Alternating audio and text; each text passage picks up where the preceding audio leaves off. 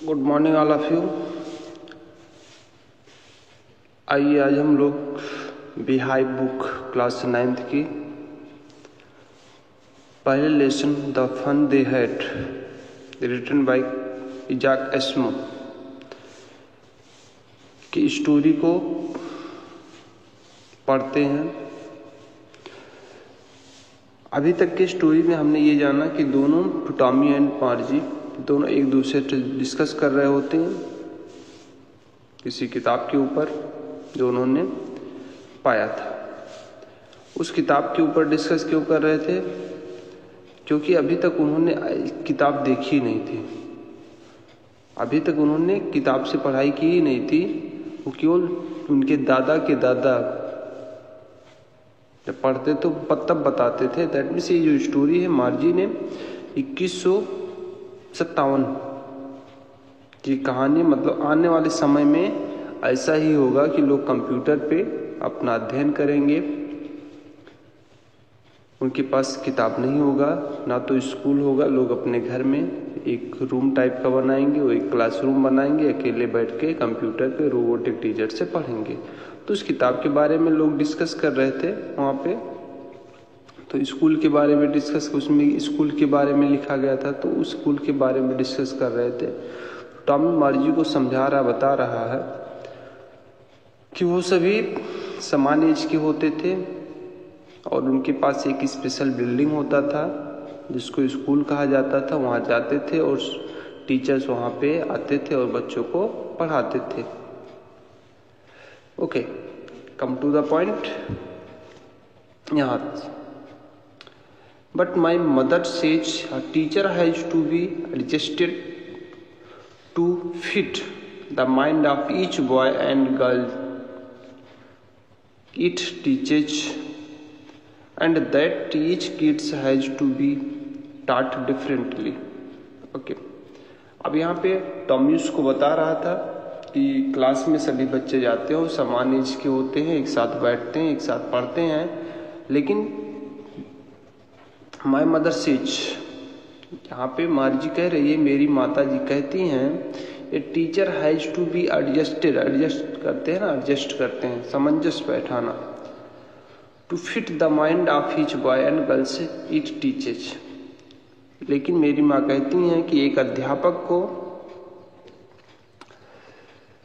पढ़ाने के लिए प्रत्येक लड़के और लड़की की माइंड के अनुसार अपने आप को सामंजस्य बैठाना पड़ता है। कह रहे हैं किंतु मेरी माता जी कहती हैं, मार्जी कह रही है, किंतु मेरी माता जी कहती हैं कि अध्यापक को अपने पढ़ाने वाले हर लड़के और लड़की के मस्तिष्क के अनुसार सामंजस्य बैठाना पड़ता है। मतलब कि आप देखते होंगे क्लास में हर लड़की लड़का एक समान अध्ययन नहीं करता, कोई काफ़ी पुअर होता है, कोई इंटेलिजेंट होता है, तो वहाँ पे एक समान नहीं होता। तो वो कह रहे हैं कि सबको एक समान रूप से कैसे पढ़ाते होंगे। Okay, that each kid has to be taught differently, और यह कि हर बच्चे को अलग प्रकार से पढ़ना होता है। कह रहे हर बच्चे को अलग प्रकार से सीखना पड़ता है, सीखना होता है। Okay, just the same they did not do it, कह रहे हैं जस्ट द सेम, इसी प्रकार वह इससे तब इस प्रकार नहीं किया करते थे, इस प्रकार नहीं सीखा करते थे। दैट वे, उस तरह, देन तब, कह रहे हैं इसी प्रकार वह तब इस प्रकार नहीं सीखा करते थे। If you do not like it, यदि आपको पसंद नहीं है, यदि तुमको यह पसंद नहीं है, you do not have to read the book, तो आपको किताब नहीं पढ़नी चाहिए, तुम्हें किताब नहीं पढ़ना है। ओके, कह रही है यहाँ पे टॉमी कह रहा है तुमको इसके बारे में तुमको इंटरेस्ट नहीं आ रहा जो इसमें लिखा है, तो आप किताब मत पढ़ो, ठीक है, छोड़ दो इसको। यहाँ पे कह रहा है you do not have to read the book, तुम्हें ये किताब नहीं पढ़नी है। आई डिड नॉट से, I did not like it, मार्जी said quickly. I did not से, मेरा कहना ये नहीं है, कह रही है मेरा कहना ये नहीं है, मैं यह नहीं कह रहा हूँ, ठीक है। I did not like it, कि मुझे ये पसंद नहीं है, मार्जी कह रही है मुझे मेरा मानना नहीं है, मतलब मेरा मतलब ये नहीं है कि मैं इसको पसंद नहीं कर रही हूँ। मार्जी सेड क्विकली, मार्जी ने तुरंत कहा। मार्जी ने तुरंत टॉमी से कहा कि मतलब मेरा कहना ये नहीं कि मैं इस किताब को पसंद नहीं कर रही हूँ, मैं तो बस ऐसे कह रही थी क्योंकि उसकी माता जी इसे बताते थे कि ये हर बच्चे के अनुसार टीचर को अपने आप को एडजस्ट करना पड़ता है। She wanted to read about those funny schools. वह उन आनंददायक मनोरंजनदायक स्कूल के बारे में पढ़ना चाहती थी, वो जानना चाहती थी वो बच्चे कैसे बिहेव करते थे, कैसे बच्चे होते थे, एक साथ कैसे ग्रुप में पढ़ाई करते थे। They were not even half finished when Margie's mother called Margie school. They were not even half finished. और वो आधा भी नहीं समाप्त किए थे। फिनिश्ड मतलब कंप्लीट करना, और वो आधा भी कंप्लीट नहीं किए थे। when तभी मार्जीज मदर कॉल्ड, तभी मार्जी की माता जी ने पुकारा, मार्जी स्कूल का टाइम हो गया है। मतलब वो जो उस किताब को पढ़ रहे थे, डिस्कस कर रहे थे, उस समय मार्जी की माता जी आई और उनको बोली मार्जी स्कूल का टाइम हो गया है तुम्हारा। मार्जी लुक्ड अप, मार्जी ने ऊपर देखा। नॉट येट मम्मा, अभी नहीं हुआ। उसने कहा ऊपर देखा, शायद घड़ी की ओर इशारा किया होगा उसने, और उसने कहा कि जो है अभी नहीं हुआ होगा। Okay, now up said Margie said Mrs Jones. अब said Mrs Jones, Mrs Jones होता है यहाँ पे मार्जीज मदर, मिसेस जॉन्स जो है मार्जी की माँ है। And it is probably time for Tommy too, और शायद अब टॉमी तुम्हारा भी समय हो गया है। कह रहे हैं प्रोबेबली मतलब शायद, कह रहे हैं टॉमी शायद तुम्हारा भी टाइम हो गया है, अब तुम भी जाओ अपना अध्ययन करो, अपने क्लास में जाओ, जो तुम्हारा क्लासरूम है तुम्हारे घर में उसमें जाओ। ओके, मार्जी से टॉमी, मार्जी ने टॉमी से कहा, क्या कहा, can I read the book some more with you after school. Okay, उसने कहा मार्जी से कहा कि can I read the book some more with you after school, क्या मैं तुम्हारे साथ स्कूल के बाद इस किताब को और पढ़ सकती हूँ। उसने पूछा, मार्जी ने टॉमी से पूछा, क्या मैं स्कूल के बाद, मतलब जब स्कूल हमारा ख़त्म हो जाएगा, अभी जब क्लास ख़त्म हो जाएगा तो उसके बाद तुम्हारे साथ इस किताब को और भी पढ़ सकता हूँ।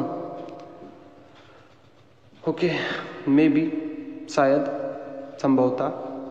ही सेड नॉनजेंटली, नॉनजेंटली मतलब होता है कि बिना मन के, उदासी मन की जिसे बोल सकते हैं, उदासीनता से, अनइंटरेस्टेड। ओके, उदासीनता से कहा ठीक है ना।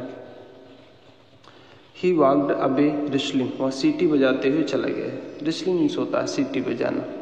ओके, और वह सीटी बजाते हुए चला गया। The dusty old book tagged beneath his arm, tagged मतलब दबाए हुए, ओके, पुष्ट किए हुए उसको, उस पुरानी धूल भरी किताब को अपने भुजाओं के नीचे दबाए हुए।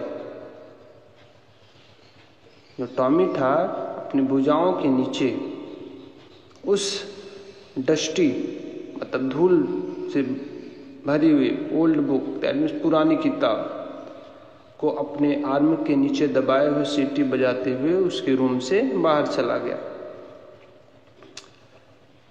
मार्जी went into the school room, और मार्जी अपने स्कूल रूम में गई। स्कूल रूम मतलब जो उसके घर में बना हुआ उसका कमरा था जहाँ पे वो बैठ के पढ़ते थे, उस रूम में गई। वेंट इनटू का प्रयोग किया गया है, ठीक है। यहाँ पे वेंट इनटू के स्थान पे इंटर भी लिख सकते हो। इंटर मतलब होता है किसी चीज में प्रवेश करना। ओके, वेंट इनटू मतलब ये होता है किसी चीज में जाना।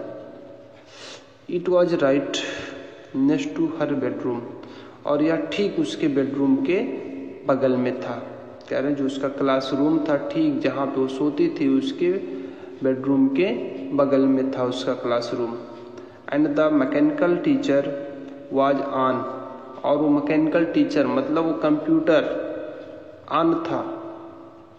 जब वो रूम में पहुंची तो उसका जो कंप्यूटर टीचर था वो वेट कर रहा था उसका, वेटिंग फॉर हर, उसका इंतजार कर रहा था कि क्योंकि समय हो गया था, स्कूल का टाइम हो गया था, तो अपने आप वहाँ पे होमवर्क वगैरह जो भी इनपुट वगैरह होता हो उसको जो है उसने डाल रखा था। It was always on at the same time every day except Saturday and Sunday. यह हमेशा सैटरडे और संडे के सिवाय प्रत्येक दिन एक ही समय पे एट द सेम टाइम मतलब समान समय पे ऑन रहता था। कह रहे हो जो कंप्यूटर था संडे और सैटरडे को छोड़ करके, एक्सेप्ट मतलब के सिवाय, ओके, को छोड़ करके लगभग हर मतलब एक ही समय पर प्रत्येक दिन ऑन रहता था। Okay, because her mother said, क्योंकि उसकी माता जी कहती थी, लिटिल गर्ल्स लर्न बेटर, कि छोटी लड़कियां लर्न बेटर, और अच्छा सीखती हैं। बेटर मतलब होता है गुड का कंपैरेटिव डिग्री है यहाँ पे, गुड मतलब अच्छा, बेटर मतलब और अच्छा। ओके, उसकी माता जी कहते हैं छोटी लड़कियां और अच्छा और बेहतर सीखती हैं if they learn at regular hours, यदि वह लगातार, यहाँ पे क्या रेगुलर आवर्स में तो होता है लगातार, कंटिन्यू, यदि वो लगातार सीखते हैं। दोबारा सुनिए कि उसकी माता जी कहती हैं कि लड़कियां और अच्छा सीखती हैं if they learn at regular hours, यदि वह समान, कह रहे हैं समान समय पर नियमित रूप से, ठीक है, सीखती हैं। मतलब कोई समय हो, आप समय जैसे क्लास का समय होता है इतने बजे से इतने बजे क्लास चलेगा, तो रेगुलर अगर रहेगा तो आप बेहतर सीख पाओगे। अगर जैसे आज 8 बजे पढ़े, कल 10 बजे पढ़े, कल 12 बजे उसके बाद तो आप सही से नहीं सीख पाओगे। ओके,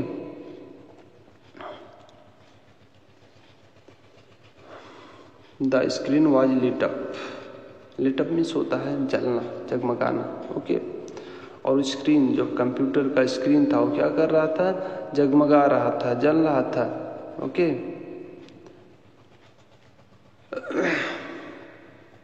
एंड इट सेड, और ये कहा, मतलब कह रहा था, इट मतलब यहाँ पे आया कंप्यूटर के लिए, और वो कहा today's arithmetic lesson is on the addition of proper fraction. Okay, वो कंप्यूटर चमक रहा था, उसका स्क्रीन चमक रहा था, और उस पर कुछ नोटिस आया हुआ था। क्या नोटिस आया हुआ था यहाँ पे, टूडेज अर्थमेटिक लेसन, आज तुम्हारा अर्थमेटिक लेसन है, दैट मीन्स अंकगणित का पाठ है। Okay, is on the addition of proper fraction, और आज क्या है, उचित भिन्नों के जोड़ पर है। आज जो तुम्हारा अर्थमेटिक लेसन है उचित भिन्नों के जोड़ पर है। Please insert yesterday homework in the proper slot, proper मतलब उचित, स्लॉट मतलब होता है प्लेस। ओके, जहाँ पे खाली स्थान होता है उसको सिलेक्ट, जिससे कंप्यूटर होता है उसका पार्ट है, जैसे एक तरफ होता है, जैसे कंप्यूटर का स्क्रीन हो गया, ठीक है, उसमें एक तरफ वहाँ पे रहता है कि यहाँ पे अपना आंसर आप दो, ठीक है, बाकी यहाँ पे नोटिफिकेशन यहाँ पे देता रहता है। ओके, प्लीज, जो कंप्यूटर से आवाज़ आ रही थी, जैसे आप देखते मोबाइल ऑन करते तो उसमें कुछ अपना जैसे कुछ जानकारी लेना चाहते तो कहता प्लीज इंटर 1 की और 2 की, इस जानकारी को लिए आप 1 दबाएं, इस जानकारी के लिए 2 दबाएं। तो यहाँ पे कंप्यूटर बोला प्लीज इंसर्ट, मतलब होता है वहाँ पे डालना होता है, इंसर्ट करते हैं ना लोग, प्रविष्ट कराना होता है। उसने कहा please insert yesterday's home in the proper slot, कृपया दिए गए उचित स्थान पर कल के होमवर्क को इंसर्ट करो, उसमें प्रवेश कराओ। ओके, कृपया कल के गृह कार्य को उचित खांचे में डालें।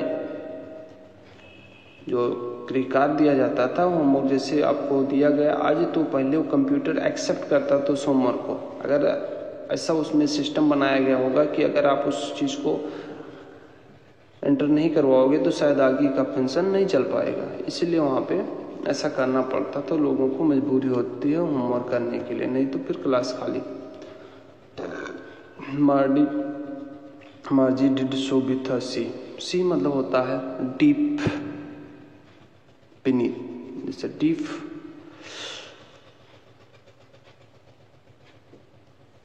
मार्जी ने एक गहरी यहाँ पे कह रहे हैं मार्जी डिड सो विथ आ सी। सी मतलब होता है यहाँ पर डीप ब्रीथ, मतलब एक गहरी सांस लेना। सी करते ना, सी। मार्जी ने जिसे एक गहरी आह के साथ किया। She was thinking about the old schools. वह पुराने ज़माने के स्कूल के बारे में सोच रही थी, जिसके बारे में टॉमी और मार्जी डिस्कस कर रहे थे कि पुराने ज़माने के स्कूल कैसे होते थे। लोग जाते थे स्कूल, एक बिल्डिंग होती थी, वहाँ पे सभी बच्चे आते थे, पढ़ते थे।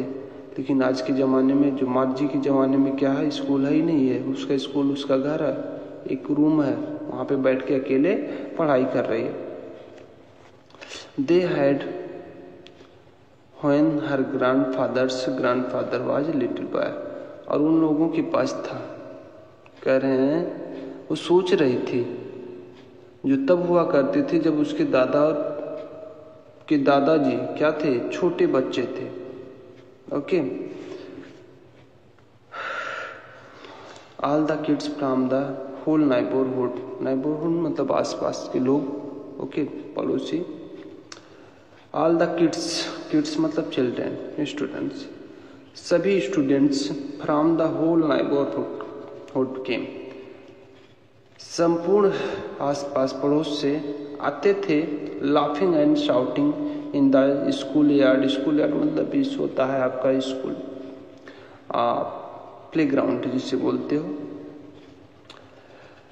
आसपास के जितने भी पड़ोस के जो बच्चे होते थे वहाँ पे आते थे, लाफिंग हंसते थे, and shouting in the school yard, और फील्ड में क्या करते थे, चिल्लाते थे। Sitting together in the school room, और एक साथ स्कूल रूम में बैठते थे, है ना। एक साथ वो अपने स्कूल रूम में वो बैठते, एक ही क्लास में बैठते थे। Going home together at the end of the day, और क्या करते थे, स्कूल मतलब दिन के समाप्ति पर एक साथ घर को जा रहे होते थे। ओके, चले जाते थे सब लोग एक साथ, जैसे दिन समाप्त होता तो एक साथ वो अपने घर जाते थे। दे लर्नड द सेम थिंग्स, और वो एक ही चीज़ सीखते थे, समान चीज़ सीखते थे। So they could help one another with the homework and talk about it. इस प्रकार वह एक दूसरे का होमवर्क में क्या करते थे, सहायता कर सकते थे, एंड टॉक अबाउट इट, और इसके बारे में बात करते थे, क्योंकि उनको समान होमवर्क मिलता था। आपको अलग अलग होमवर्क दिया जाएगा तो आप डिस्कस क्या करोगे, अपना होमवर्क करोगे। Okay, and the teacher were people, और जो अध्यापक थे वो क्या थे, व्यक्ति थे। जो अध्यापक हुआ करते थे वो व्यक्ति हुआ करते थे, रोबोटिक टीचर नहीं हुआ करते थे। The mechanical teacher was flashing on the screen, और जो मैकेनिकल टीचर था ये सोच रही, यहाँ पे डॉट लगा ना, इसका मतलब वो सोच रही थी और उसके बारे में सोच रही थी। और उसके सामने जो मैकेनिकल टीचर था वो क्या कर रहा था, फ्लैशिंग, चमक रहा था, स्क्रीन उसका जो है चमक रहा था। चमक, फ्लैशिंग मतलब होता है चमकना। ओके, जो मैकेनिकल टीचर था उसका उस स्क्रीन पे चमक रहा था। आज के स्कूल के टीचर होते तो आपके सामने क्या होते, अगर आप उसको सोच रहे हो तो तुरंत खड़े हो जाओ, क्या सोच रहे हो, ये सब होता था ना। लेकिन उस समय कोई बोलने वाला नहीं है। When we add fractions half and 1/2। Okay, कह रहे हैं जब हम फ्रैक्शन 1/2 एंड 1/4 को ऐड करते हैं डॉट तो क्या होता है, दैट मीन्स वो कंप्यूटर पे लगातार क्वेश्चंस आ रहे होते हैं, लेकिन वो उस चीज को सोच रही होती है, उस पर ध्यान नहीं जा रहा, कंप्यूटर कह क्या रहा है उन सब के बारे में उसको ध्यान नहीं जाता है। मार्जी was thinking about how the kids must have loved it in the old days. मार्जी सोच रही थी कि पुराने दिनों में बच्चों को कैसा लगता होगा। Okay, she was thinking about the fun they had, और वो सोच रही थी उन्हें कितना मजा आता होगा। वो सोच रही थी, दोबारा सुने, यही इसी यहाँ पे मेन चीज है, यही सब वहाँ पे जो आपका चैप्टर्स नेम बनाया गया है यही चीज है ना, यहाँ से लिया गया मेन थीम, यहीं पे समझ में आ गया होगा कि मार्जी was thinking about how the kids must have loved it in the old days. कि मार्जी जो सोच रही थी कि किस प्रकार बच्चे पुराने जमाने में, बीते हुए समय में उनको प्रेम करते थे, उनको कैसा लगता होगा, कैसे फील करते थे, लव्ड इट, इससे प्रेम करते थे। She was thinking about the fun they had, और वो सोच रहे थे कि उन्हें कितना मजा आता होगा। अबाउट द फन, उस फन के बारे में सोच रहे थे, दे हैड, जो उन्होंने किया, उस मनोरंजन के बारे में वो सोच रहे थे जो उन बच्चों ने किया। कौन से बच्चों ने? ओल्ड टाइम के बच्चों ने किया। काश मार्जी के और टॉमी के पास ऐसा मौका होता। ओके, तो इस चीज को आप रीड करें, लेसन को आप रीड कर पाओगे तो अच्छे से क्वेश्चन आंसर समझ में आएगा, है ना। और आप वर्ड मीनिंग जिसमें जो बताया गया उसको आप देखें, उसके बाद डिक्शनरी का यूज करें, खास करके वर्ड मीनिंग के लिए आप डिक्शनरी का यूज करें बार बार डिक्शनरी का। यहाँ पे एक फिगर बताया गया, देखें ध्यान से। इस टाइप का आपके पास एक कमरा होता है, स्कूल रूम होता है, उसमें बैठ के आप, इसके कंप्यूटर होता है, यहाँ पे बैठ के अकेले बैठ के आप पढ़ाई करोगे और कोई आपके साथ नहीं होगा। ओके, अब इसमें देखिए ध्यान से, पहले इसको थोड़ा सा मैं आपको इंट्रो दे देता हूँ, उसके बाद फिर कल समझाएंगे क्वेश्चन आंसर पे। पहले ध्यान से आप इसको समझें। Thinking about the state activity, calculate how many years and months ahead from now Margie's diary entry each। आपको कैलकुलेट करना है कितने वर्ष और कितने मंथ आगे मार्जी ने डायरी में मेंशन किया। ठीक है, मार्जी की डायरी में ये मेंशन किया गया है जो आप लेसन पढ़े हो, क्योंकि मार्जी ने क्या किया था, अपने डायरी में इस चीज को लिखा था ना, जो आप लेसन पढ़े इस चीज को वही तो लिख रहे थे। किस डेट को लिखी थी? 17 मई 1957 को उसने लिखा था। तो आज से कितने वर्ष बाद, ठीक है, आज से कितने वर्ष बाद, मतलब कितने वर्ष बाद की ये स्टोरी है, इस चीज को आपको कैलकुलेट करना है, निकालना है। ओके, चलिए आप और समझ लीजिए। Answer this questions in a few words or a couple of sentences each. आपको करना आंसर दिस क्वेश्चंस, इन प्रश्नों के उत्तर देना, कुछ वर्ड्स में देना है, एक वर्ड में भी दे सकते हो, ठीक है, और 2-4 वर्ड्स में भी इसको दे सकते हो, इस टाइप का रहेगा। How old are Margie and Tommy, how old are Margie and Tommy, Margie और टॉमी की एज क्या थी, क्या है, आपको बताया गया लेसन में। मार्जी was 11 years old, Tommy was 13 years old। Okay, तो इस चीज़ को आप पढ़ेंगे, उसके बाद कल मैं इसको क्वेश्चन आंसर पे डिस्कस करूँगा। Thank you.